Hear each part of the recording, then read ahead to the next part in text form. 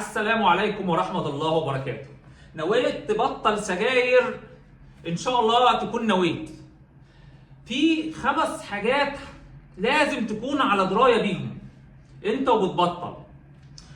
المعلومات دي هتسهل عليك وهتخليك تفهم جسمك وتفهم الوضع اللي أنت فيه ماشي إزاي وبتتدرج إزاي وأنت بتبطل. بص يا سيدي الفاضل، أو بص يا عزيزي على رأي الدحيح. رقم 1، بعد 20 دقيقة من تبطيلك للسجاير بيبدأ دقات قلبك تدق بشكل منتظم وبشكل طبيعي. رقم 2، بعد 2 ساعات من تبطيلك السجاير بيبدأ ثاني أكسيد الكربون يخرج من جسمك وبيبدأ جسمك يعمل عملية تشافي.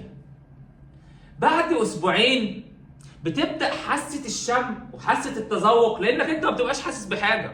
أنا راجل كنت مدخن، كل الأكل كله شبه بعضه، والشم عندي يقول لي شم، أقول له لا أنا عندي مشكلة في الجيوب الأنفية ما بعرفش أشم. الروائح كلها بتدخل في بعض. فرقم 3 زي ما قلنا إنه بتبدأ عندك حاسة الشم والتذوق ترجع زي ما كانت، ترجع بشكل طبيعي، تبدأ تشم الريحة، تبدأ تتذوق الطعم، يبدأ الوضع عندك يبقى شكله لحد ما طبيعي. رقم 4 بيقول لك انه بعد 3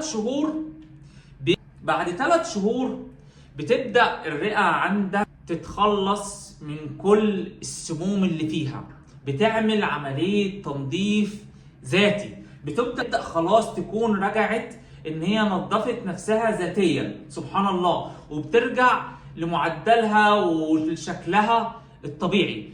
فخلي بالك انه رقم 4 الرئة بتاعتك. رقم 5، وده رقم 5 و5 في عينك، يلي ما تصلي على النبي، ترجع زي ما كانت على ابوه.